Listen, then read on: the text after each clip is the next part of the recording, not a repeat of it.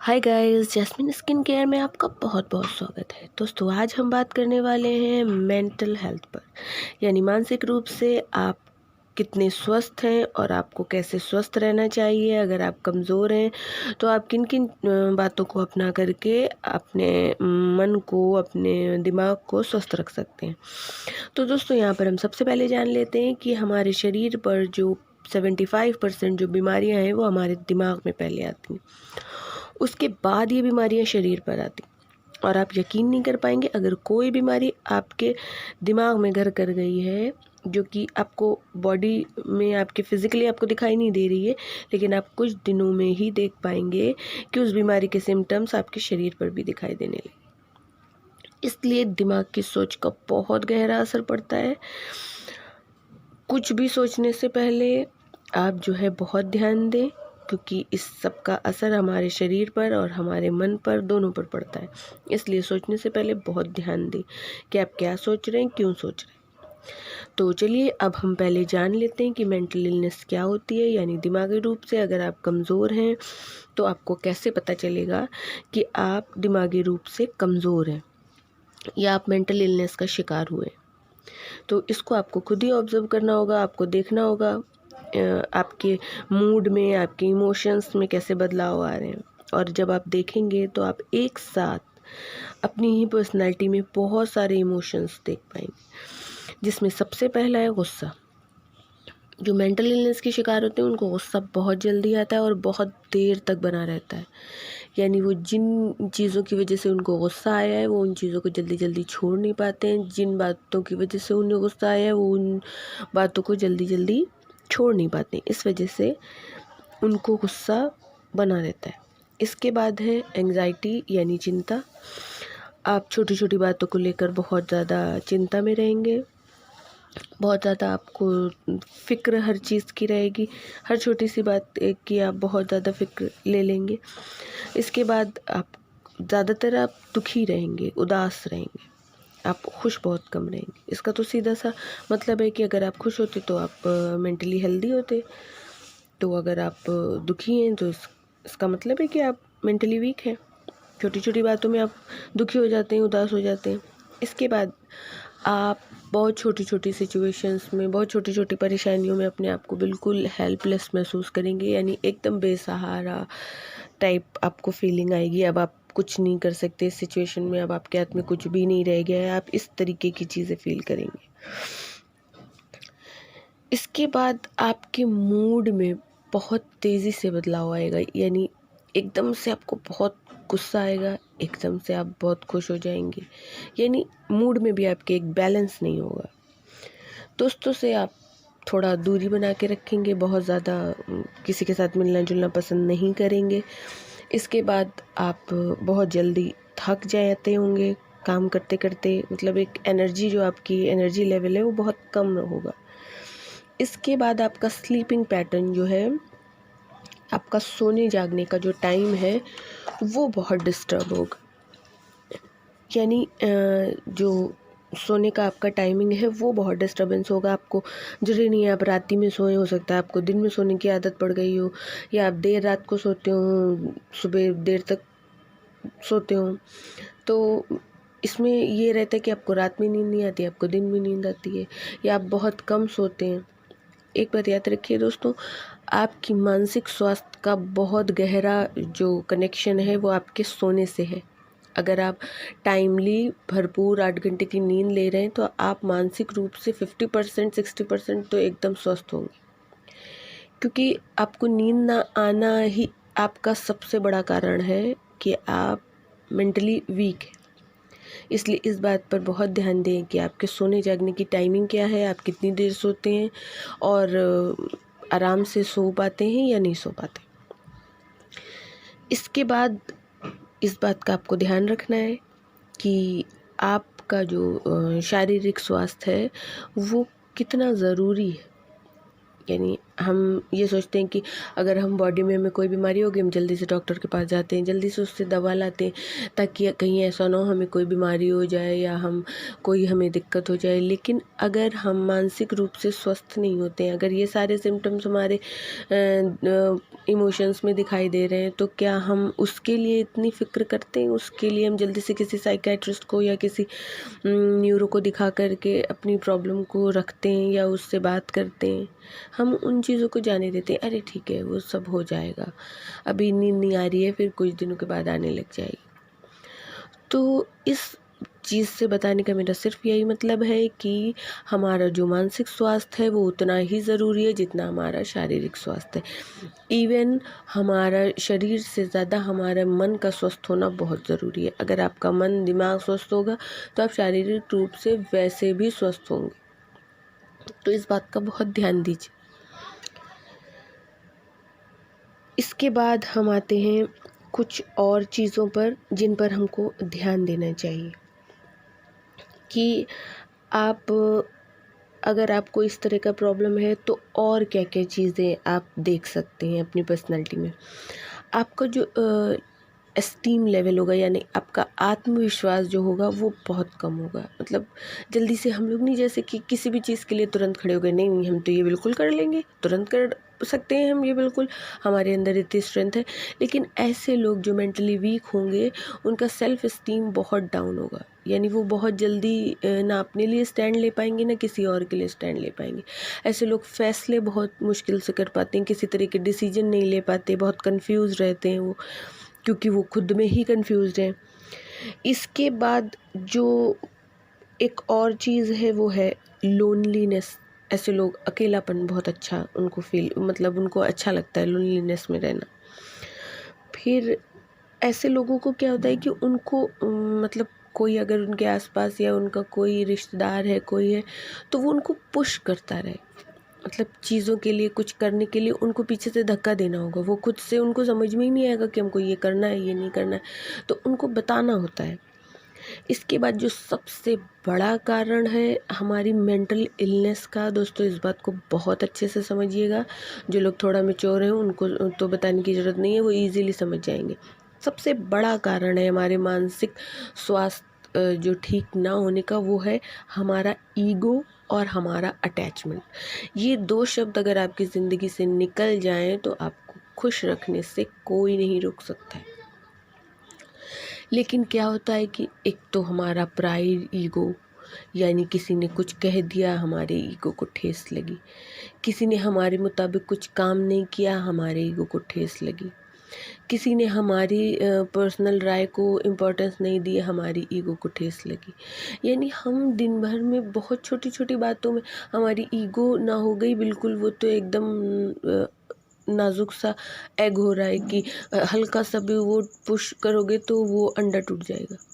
तो इस बात को थोड़ा सा आप सीरियसली लें कि बहुत ज़्यादा चीज़ों पर डिपेंड ना हो। किसी के मूड के हिसाब से आपको अपने मूड को ख़राब नहीं कर लेना है, किसी के मूड के हिसाब से, किसी के लाइफ जीने के ढंग से आपको अपना लाइफ का स्टाइल नहीं चेंज कर देना है। ये सब चीज़ें हमारे ईगो में आती हैं। हम ये चाहते हैं कि लोग हमारी बात मानें, लोग हमारी बातों को सुनें, लोग हमारे हिसाब से हर काम करें। तो हम, ये हमारा ईगो ही तो है, क्योंकि अगर हमने किसी को अपनी राय दी और किसी ने नहीं मानी तो कोई बात नहीं, इसमें कोई बहुत बड़ा इशू नहीं। लेकिन ऐसा होता नहीं है नॉर्मली। अगर घर में हम, इवन हमारे बच्चों ने ही अगर हमारी बात नहीं मानी, बस हमें बुरा लग गया। अब हमें बुरा लग गया, हम बहुत देर तक सोचते रहेंगे, फिर हम बहुत सारी बातें करते रहेंगे कि हमने तो इनको इतना पढ़ाया लिखाया, इतने पैसे खर्च किए, फिर ये तो मेरी बात भी नहीं सुन रहे। तो ये सब, इससे हम खुद ही अपने घर का माहौल ख़राब कर रहे हैं। इसमें कोई दूसरा तीसरा तो नहीं आ रहा है, हम खुद ही अपने घर में निगेटिविटी फैला रहे हैं। तो अपने ईगो को बचा कर रखें और अपने ईगो को इस तरीके से फीड कराने की कोशिश ना करें दूसरों के ज़रिए। आप खुद से अपने ईगो को फीड करा सकते हैं, इट्स ओके, लेकिन आप दूसरों से ये उम्मीद मत रखिए कि दूसरे भी आपके ईगो को फीड कराते रहेंगे, वरना आप बहुत परेशान हो जाएंगे। क्योंकि दुनिया में लोग बहुत सारे तरह के हैं, सबका अपना अपना मिजाज है, कोई ना आपके हिसाब से चलेगा ना कोई आपके हिसाब से सोचेगा। ये बात मैंने आपको पहले भी बताई है। इसके बाद जो दूसरा वजह है वो है आपका अटैचमेंट। आप जितना ज़्यादा लोगों से अटैच होंगे, अटैच होने का मतलब ये नहीं है कि अब आप किसी से मिलो उसको थप्पड़ मार दें कि हम कहीं अटैच ना हो जाए उससे, ऐसा नहीं करना है आपको। आप सबसे मिलिए, सबसे प्यार से मिलिए। आपने देखा होगा गौतम बुद्ध का जो पिक्चर होता है, मतलब उनका जो इमेज आता है वो कैसा होता है, उनके फेस पे हल्का सा स्माइल होता है। और मैंने सुना है, उन्हें देखा तो नहीं है, लेकिन सब कहते हैं कि उनके पीछे बहुत लोग चलते थे, बहुत लोग उनको फॉलो करते थे। तो क्या वो सबके साथ अटैच थे? दूर दूर जाते थे, लेकिन लोग उनके साथ अटैच थे, वो लोगों के साथ अटैच नहीं थे। तो आपको अपना मिजाज ऐसा रखना है कि बहुत ज़्यादा, मतलब मेंटल लेवल पे बहुत ज़्यादा अटैचमेंट नहीं रखना, क्योंकि फिर वो इंसान आपकी लाइफ से जाएगा तो आप दुखी हो जाएंगे। इसमें ज़्यादातर जो लव अफेयर्स हैं उनके बारे में मैं बात कर रही हूँ, क्योंकि ऐसे दो अनजान लोग इतना ज़्यादा इमोशनली अटैच्ड हैं कि अब उनमें से एक अगर किसी को छोड़ के जा रहा है तो दूसरा इंसान डिप्रेशन का शिकार हुआ जा रहा है, वो दिमागी बीमारियों में फंसा जा रहा है। तो मतलब ये सब क्या है? आप अपनी फीलिंग्स, अपने इमोशंस को कंट्रोल में नहीं रख सकते, या फिर आपकी अपनी फैमिली है, आपके हस्बैंड जो है वो मतलब आपकी फीलिंग्स को नहीं समझ रहे हैं, आपके बच्चे आपकी फीलिंग्स को नहीं समझ रहे हैं, या वो किसी भी वजह से वो आपसे दूर जा रहे हैं तो आप डिप्रेशन में चले जा रहे हैं। तो ये सब आपकी मेंटल इलनेस है। आप इतना ज़्यादा अटैच्ड हो जाते हैं लोगों के ऊपर, इतना ज़्यादा डिपेंड हो जाते हैं कि फिर वो आपकी लाइफ का एक हिस्सा बन जाते हैं, उनके बिना आप रह नहीं सकते। तो ऐसा अपने मिजाज को मत बनाइए, वरना फिर तो आप कभी खुश रह ही नहीं सकते, क्योंकि कोई ना कोई जो लोग दुनिया में आए हैं वो जाएंगे ही, और दुनिया से नहीं जाएंगे तो शहर से बाहर जाएंगे, शहर से बाहर नहीं जाएंगे तो हमारे पास से निकल के बाहर जाएंगे। तो इस तरीके से अगर आप इन दोनों चीज़ों को अपनी लाइफ में रखिए, लेकिन उन पे डिपेंड मत हो जाइए। अगर आप इन दोनों चीज़ों का ध्यान रखेंगे, अपनी ईगो और अपने अटैचमेंट्स का ध्यान रखेंगे, तो आप ज़िंदगी में बहुत खुश रहेंगे और आपको किसी भी तरीके का कोई दुख जल्दी जल्दी नहीं तंग कर पाएगा। इसके बाद जो सबसे अच्छा तरीका है मेंटल हेल्थ को वापस पाने का, वो है मेडिटेशन। दोस्तों, हम पूरी फैमिली और सारे सराउंडिंग्स बहुत सोशल रहते हैं, सब कुछ कर रहे हैं, लेकिन अपने साथ बहुत कम अटैच रहते हैं। हम दूसरों के साथ बहुत अटैच रहते हैं। एकदम नया इंसान फ़ोन पे बातें करते करते हम उसके साथ इतना अटैच हो जाते हैं कि बस अब उसके बिना हम नहीं रह सकते, लेकिन उतना अटैचमेंट हमारे अपने खुद के साथ नहीं रहता है। तो इस बात का ध्यान दीजिए कि आप जितना खुद के साथ जुड़े रहेंगे उतना खुश रहेंगे, और उतना फिर आप दूसरों के साथ बहुत ज़्यादा अटैच नहीं हो पाएंगे, क्योंकि आपको अपने साथ खुश रहना आ गया ना। तो मेडिटेशन करने की आदत डालिए, चाहे आप दिन में सुबह 15 मिनट, आधा घंटा, 20 मिनट, जितना भी आपको टाइम हो। थोड़ी देर रात में सोने से पहले अगर आपको सही अच्छी नींद नहीं आती है तो आप थोड़ी देर रात में बैठ जाएं, 10-15 मिनट, 20 मिनट, आधा घंटा, जितना आप टाइम को बढ़ा सकते हैं, जितने में आप कंफर्टेबल हो, जितने टाइम में, और जितने टाइम में आपको अच्छा लगता रहे, तो उतनी देर आप मेडिटेशन को भी अपनी लाइफ में, अपने डेली रूटीन में लाइए। यानी आधा घंटा, 15 मिनट, ये मान के चलिए कि आपको इतना टाइम निकालना है, और इतने टाइम आपको अपने साथ और गॉड के साथ जुड़े रहना है। नमाज़ पढ़ना, पूजा करना, ये एक बात है, ये तो सबको करना है, और कुछ लोग कर पाते हैं, कुछ लोग नहीं भी फॉलो कर पाते हैं पूरा रूल्स एंड रेगुलेशंस। लेकिन इस चीज़ को अगर आप ध्यान में रखेंगे, मेडिटेशन को, तो आपका जो डेली का रूटीन है वो भी काफ़ी हद तक डिसिप्लिन्ड हो जाएगा, मतलब आपका टाइम टेबल जो है वो एकदम सेट हो जाएगा। तीसरा है आपका लाइफस्टाइल, आपके जीवन जीने का ढंग, यानी जीवन शैली आपकी कैसी हो। आप के ज़िंदगी जीने का तरीका भी आपकी मेंटल हेल्थ पर बहुत असर डालता है, यानी आपके सोने जागने का टाइम, मतलब कुल मिला के ये कि लाइफ आपकी एक डिसिप्लिन्ड लाइफ होनी चाहिए। कभी भी सो नहीं जाना है, कभी भी उठ नहीं जाना है, कभी भी खा लेना है, ये सारा कुछ नहीं होना चाहिए। आप एक अच्छे रूटीन को फॉलो करें, एक अच्छे टाइम टेबल को फॉलो करें। ब्रेकफास्ट आपको अगर 9 से 10 बजे के बीच लेना है तो आपको ले लेना है। ये नहीं है कि आप 12 बजे ब्रेकफास्ट कर रहे हैं तो ब्रेकफास्ट 12 बजे करेंगे तो फिर आप खाना कब खाएंगे। तो आप अपना थोड़ा सा लाइफस्टाइल, या आप किसी नशे के आदी हैं किसी भी तरह के, तो उसको भी आप अपनी लाइफ से अब एकदम से आप निकाल तो नहीं सकते, लेकिन थोड़ा सा कम, तो ये सारी चीज़ें जो हैं, अगर आप सारी चीज़ें तो मैंने बताई नहीं, एक आपका ईगो और अटैचमेंट है, दूसरा मेडिटेशन है, तीसरा आपका लाइफस्टाइल है। अगर आप इन 3 चीज़ों को अपनी ज़िंदगी में ले आते हैं तो आप कभी भी मेंटल इलनेस का शिकार नहीं होंगे। और अगर आपका दिमाग, आपका मानसिक जो स्वास्थ्य है वो अगर अच्छा हो गया तो आप ज़िंदगी में बहुत बड़े बड़े काम कर पाएंगे, बहुत अच्छे अच्छे डिसीजंस ले पाएंगे।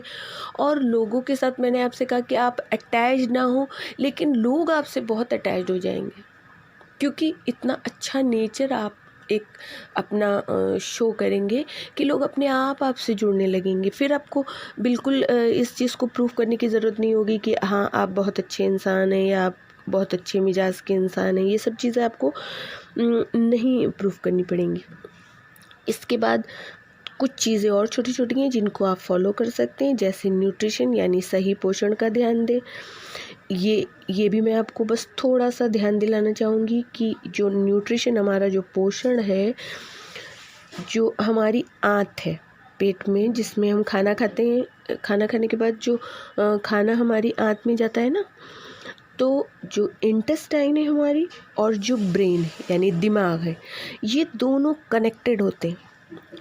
यानी फिज़िकली तो कनेक्टेड नहीं है, लेकिन मेंटली कनेक्टेड है। अब वो कैसे? क्योंकि इंटेस्टाइन हमारे ब्रेन से नहीं जुड़ी हुई है। जो हमारी आँत है खाने वाली, जिसमें हम खाना खाते हैं, वो जाता है आँत में, तो वो जो है आँत है वो हमारे दिमाग से जुड़ी नहीं है, फिज़िकली देखने में जुड़ी नहीं है। लेकिन वो कैसे जुड़ी है ये मैं आपको बताती हूँ। जो हमारी बॉडी में जो 70% सेरोटोनिन एक हार्मोन बनता है, इस हार्मोन को हम कहते हैं हैप्पी हार्मोन। यानी ये हार्मोन जब हमारी बॉडी में बनता है तो हम खूब खुश होते हैं। तो हमारे पेट में खाना गया, इंटेस्टाइन में गया, खाना डाइजेस्ट हुआ, और वो जितना ज़्यादा सेरोटोनिन प्रोड्यूस करेगा, यानी 70% तक अगर हमारी इंटेस्टाइन जो है वो सेरोटोनिन प्रोड्यूस कर रही है, हैप्पी हार्मोन, तो हम खुश रहेंगे।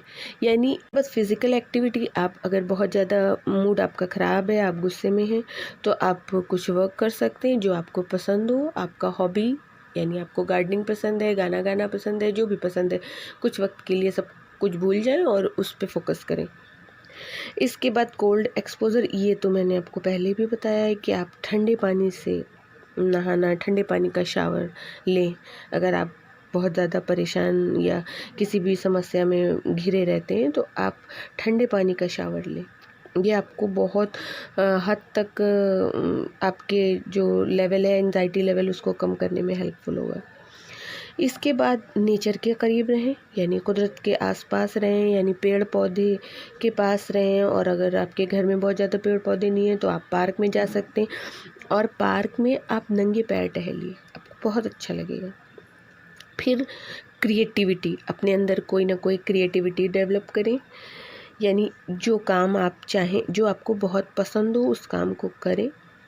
इससे क्या होगा कि आपकी जो एनर्जी है, यानी गुस्से वाली एनर्जी है, जो भी आपकी मूड में जो भी एक्सट्रीम जो एनर्जी है, वो क्या होगा कि वो एनर्जी जो है वो ट्रांसफॉर्म हो जाएगी। आप कोई भी काम अपनी पसंद का जब करते हैं तो आप बहुत खुश होते हैं, और जो काम आप कर रहे हैं उसका जो क्वालिटी है वो भी चेंज हो जाता है।